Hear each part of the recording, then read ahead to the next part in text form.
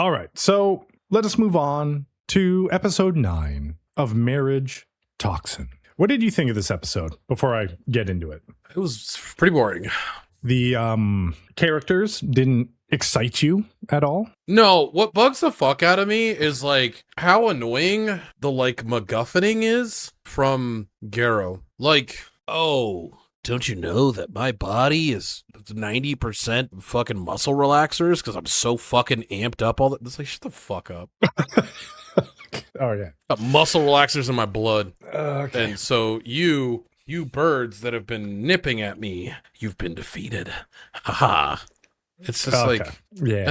And then like also what pisses me off is when you're like sitting there and you're looking at Peachy as a character, like I don't even, did I miss something in the episode? Like what happened where Peachy got hurt? It was during when the boat crashed. I didn't even remember the boat crashing. It shows them go around the island in that little chibi animation, right? Yeah. And then they just start getting off the boat. He's literally like a fucking physical god. Maybe I have it in my notes. Let's just get into it. Okay. To Marriage Toxin, episode 9. And we have the crew of Arashiyama, Peachy, Mei, and Garrow in a boat heading to the Dogo Animal Kingdom Island. And Garrow is like, Mei, why do you have a first-class boating license? And he says it goes over well with middle-aged rich dudes. And Mei is also a certified IT engineer, a secretary, a sommelier, color designer, drone operator, cosmetician, soup stock sommelier, night tour guide, bookkeeper, real estate broker, financial planner, social insurance consultant, notary, nurse, care assistant, childcare worker, and radiology technician. Why the radiology is wild, but anyways. It goes over well with the middle-aged rich dude doctors. Yeah, so real quick, Mei does have one of the things, which is the certified IT engineer, is a dude. Yeah, probably good, because if you entered into that field in real life and you were the only girl, you would just get mobbed. So good thing that he went into guy form, because that field only has men. Greg, you're in that field. I speak from experience.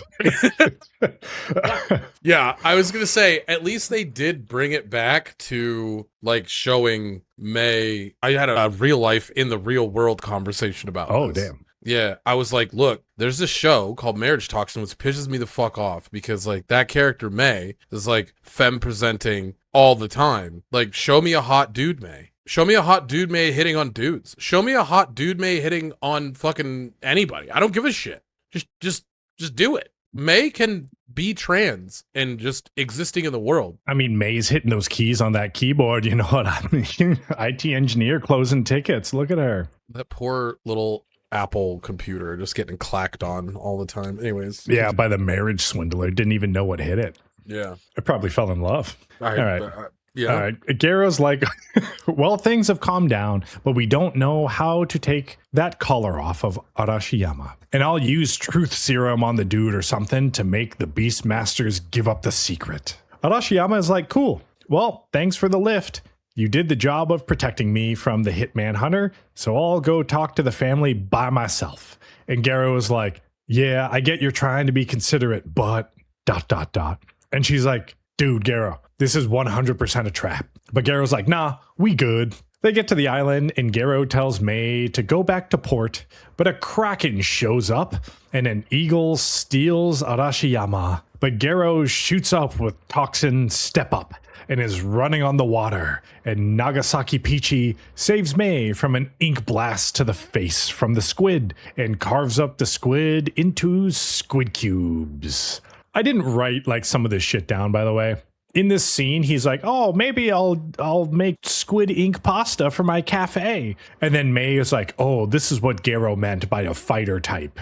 So, I mean, there's some like little off the cuff comments that they say that I didn't bother writing down because I don't feel like it's important really anymore. It's not. But also, like, I understand that we have a lot of explanation that the masters in general are killers rather than fighters. Their job is to assassinate rather than engage in any sort of Mortal Kombat. So Peachy is insanely strong. But if I'm, and this is again my annoyance with the show, like I appreciate that Garo has some flaws and has some gaps in his ass beating. But we've just obtained this dude who is like a godlike fighter that just wants to open a cafe. I don't know. I just, it just feels stupid to me. Like I liked the show. I liked the show so much, and it's frustrating me now. Well, maybe you'll like it again once we get to Birdman. No, I didn't. I didn't like Bird Skitball. Real quick, he makes the squid ink pasta. Also, squid ink pasta is really good. He makes the squid ink pasta reference, and then he's like, "Oh, I have to get the ink sac from the head of the squid." And he's like, "You're seeing this really graphic, like not really graphic, but really like abrasive dude on YouTube cutting up a squid and like fucking yanks its fucking tentacles off and then just like pops the head and open. It's just like, ugh, all right, fucking chill." If you've seen any sort of like seafood preparation on live seafood, that's pretty much, it's accurate. Yeah. I'll say that. Yeah, and then he chops it up, and then you see that little fucking, that dude in the corner. That's fucking Peachy. Yeah, this is about like Wisteria level animation. Yeah, no, this animation is not good in this episode. I think Bones was like, okay, we blew our load 5 episodes ago for that really cool animation. I would see people talking about how dope this show was on Twitter, and I'm like, just like, okay, all right. Garo is talking to Bird Master Man, and he's just spilling all the beans and giving his life story. And then he sends a bunch of birds to attack Garo, and he says the 5 top families are the best at killing, but not top 5 in fighting. And he'll kill Garo and go to America and change baseball into birds ball. Byakko has crazy underboob cleave. Whole time. Okay, it doesn't matter. Okay, guys looking at fish eggs, monitors, jerking off. Birdman, Birdskitball, Basketball, whatever. Fucking modified bloodline, plus winning shot, foul stadium, farewell. But Garo smoke bombs, but then Birdman uses bird ball, reverse swing, avian iron, but then Garo just punches him in the face.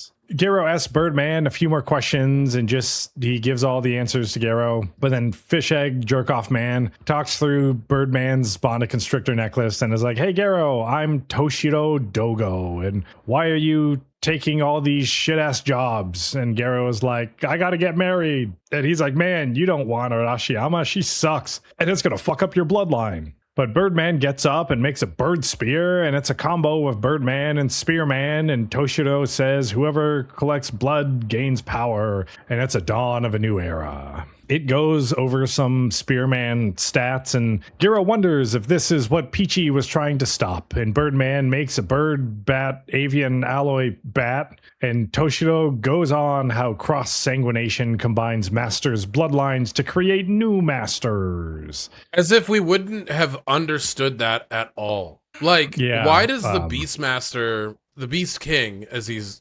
self-proclaimed, why does he want the blood? He's the Beastmaster, right? Aren't they solely focused on this stuff? And he's like, he could be like the Evolution Master or something. I don't know, man. Like, this just feels like bad writing. It doesn't matter anymore, really. And I think in any other circumstance, I would have thought Bird Baseball Man was entertaining. Yeah, but yeah. In this circumstance, I'm like, this is just dumb as shit. Like, you've already played like the Goofy card too many times, and then doubling down on like another Goofy card where you like attach a bunch of birds together into a bat, which was a spear, and like doing all this weird shit. I feel like it's like falling flat. It's like when you make a not funny joke and then you double down on that joke again to like try to make it funny. It's like, nah, man, like it's not working. Yeah, I wholeheartedly agree with you. The goofiness, I feel like, is just misplaced. We've got the goofiness and the ridiculousness that is the show with Garo a lot of the time being the Poison Master, but all of a sudden, instead of being like, he's the straight man in the situation, in the comedic sense, and it just does not feel right. It just doesn't feel like it's sensible. It doesn't feel like it's really landing. It's like you're supposed to be like, oh my god, this show's so ridiculous. Like, who makes an avian alloy bat? And all of this quote-unquote serious things that have happened are not coming together either. So, like, it feels like it's just coasting along. Do you remember probably, like, I don't know, maybe 60 podcast episodes ago where I talked about my time as an elementary school student, and we had to make fishes. And then the one guy made like a bat fish, and then he like dressed it up as Batman. So like it was all cool and funny and shit. And then I got the tiger fish, and then I took it like a little too literal, and then it just turned out looking stupid as fuck compared to like everyone else's fishes. I feel like this is it. You took the prompt a little too literal, and you didn't use enough of, I don't want to say creativity, but you didn't have the finesse of what the joke's was. Not landing. Yeah. 100% agree. Yeah. And it's frustrating to me to enjoy the show that I wanted to be like goofy but also serious at the same time. The goofiness of him cutting the car in half with poison and being this like basically the chemical compound master instead of the poison master. It frustrates me why they use that. But like even later when they're having the moment when he is like injecting the birds and like helping them get better, it just, I don't know. The show just doesn't feel like it's it for me. Okay, let's just... Because Demons of the Shadow Realm, I think, is really good. I don't think it's that good, but it's better than this. But it cuts to May and Peachy, and they... This is what I'm saying! When did he get hurt? Greg, what happened? I'm trying to remember. Are you giving this show the benefit of the doubt? I feel like I'm lost. No, I feel like there was another aquatic life form that messed up the boat after the squid. And that's where he got hurt. Show don't tell. Cuts to May and Peachy, and they get to shore, and May is like, glad my sea rescue training came in clutch. And now they're on the opposite side of the island is Garo. But then a white black belt Taekwondo panda shows up and is like doing some forms. You could have just said a black belt polar bear. Yeah, okay, black belt polar bear. Yeah, that's better. Cuts back to Birdman and Garo, and he let the birds peck him because he had a muscle relaxant in his blood, and now all the birds are just falling down, and he beats Birdman, and then Garo heals all of the birds. But Toshido kills Birdman remotely and says that the key to the Bonda Constrictor is his blood. And then he steals all of the birds with his bat and flies them away. Cuts back to May and Peachy cuts the bear, but there was a blood-sucking eel on him, and the bear takes it and runs, and it's revealed the bear was Toshido's naked cat maid, Byako, and now Toshido has Garo's blood from the birds and Peachy's blood from the eel, and he says that the downside to cross-sanguination is that the body rejects it, but with Garo's blood being resistant to literally everything, that won't happen. Then it cuts to Garo and Arashiyama in a cave, and he's like, okay, let's roll. But she uses her hamsters to push him onto her lap, and she's like, I can't do anything besides watch people get hurt. And Garo's like, nah, let's take down the bird or the beast guy together. And that's the end of episode 9. You have anything to add? You didn't even say taste my thighs, Greg. Shut up and taste my thighs, injured man. Yeah, this show's whatever. At least it's, I guess, less fan service than fucking Wisteria last episode. I like Wistoria's storyline more than I like this storyline. A lot more. I don't know what to say, actually, to be honest. I'm disappointed in Marriage Toxin. I'm not mad. I'm just disappointed. I guess I had an idea of what I thought it was going to be, and maybe that's my fault, right? I had a preconceived idea of the direction that this anime was going to go in. In my defense, in the first handful of episodes, I felt like we were on the same page, me and the anime. Yeah. Leading up to now, I feel like we've just kind of lost each other. Like ships in the night. Yeah, like it's just, we're just missing each other. And I like Arashiyama as a character. I have watched the next episode, and I will say I like Ushio as a character. I like all the girls so far. They're fine. Peachy's kind of dry, and I think that's by design. Yeah, but we already have a dry character in Garo. It's too much of the same. I think that's the problem. Peachy is just the fighter version of Garo, and he's got his motivations, and he's like, oh, I'm doing this for my girlfriend in the cafe. And it's like, we don't really need you to exist. We could also make Garo look smarter by like figuring out this plot himself. These animes right now, we're on episode 9. Mm-hmm. We are 3/4 of the way through these animes. We have 3 episodes left. I imagine in this season, we're going to wrap up the Beast Clan shit and rescue Arashiyama, and that's going to be the end of this season. Now, you were right, because I remember in a previous episode, you said something where now it's just turning into like a weird harem thing. Mm. And I think you're correct, especially after watching the next episode. And I don't know, like, This anime theoretically should be right up your alley, Greg. Yeah. And I guess this is an example of something that like should be something that I like, but the execution is so poor that I'm not enjoying it. The girls are so one-dimensional. I'll give the girls a break. I don't have any problem with the girls' personalities, because I mean, I think right now my least liked girl is green hair girl, Shiori, I think. And right now, out of the three, I like Arashiyama. Yeah, Arashiyama, and especially we learn a little bit more on why she likes Gero in the next episode. So I'm like, okay, cool, right? We're developing these girls. I feel bad for Himekawa because have they hung out yet? Did he fucking text her? Did they go out and have lunch? A Gero prepared lunch because that's what they said they were going to do next. I don't know. And then a little bit spoilers for like next episode. I don't think it's really that big of a deal, but like Ushio shows up, and now we kind of have like Ushio is now kind of part of in the mix of girls, and you predicted it earlier, right? So I didn't really feel like that was a spoiler. Oh, but they do have like a crazy bottom up shot of that donk though, and you're gonna notice it the second it comes on screen, and I expect you to take a screenshot. Goddamn right I will. I think it's just like the story in general, and it's like ridiculous, but not in like a good way. I don't feel like they're not gonna rescue Arashiyama. And even let's just say that they don't. Let's just say that she ends up dying this season, which I don't think is going to be the case. I don't think it's going to have like a super big impact that's going to change my mind about this series so far. And yeah, I just feel like they introduce characters and it's not strong enough. And I think I said that last episode, it's like it's diluted. I feel like the same formula, kind of the same, like in Peachy and Gero, like the same personalities. May is just kind of like what do we need to happen now? Oh, Peachy needs to get rescued. Seafaring rescue professional. And it's like, cool, okay.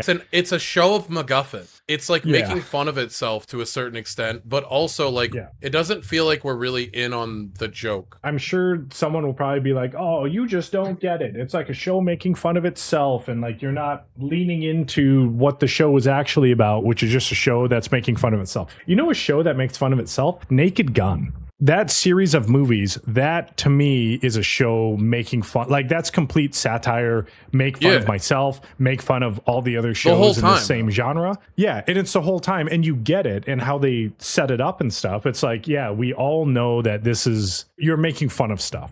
And I think we had the same issue with Eminence and Shadow, where if you wanted to be this show about this other thing, or like you want to deliver this message, then you need to deliver the message and not leave it up to assumptions on that is what the message you're delivering as like viewers to expect to just like pick up. A lot of people in Naked Gun are pretty like straight man-esque, but like the comedy that's happening, the main character is more of the straight man, but he's taking everything so literally, and all these ridiculous things happening around him, and then him still interacting with it, accidentally like succeeding in his missions. You got so much of good comedic timing, and whether or not he gets the girl in the end, I don't give a shit. It's really funny the whole time, right? Yeah. And then you have these other characters that are like, is anyone not seeing how fucking insane this is? Right? Like, you have that as well. And it's not like May is doing that. May's not on our team.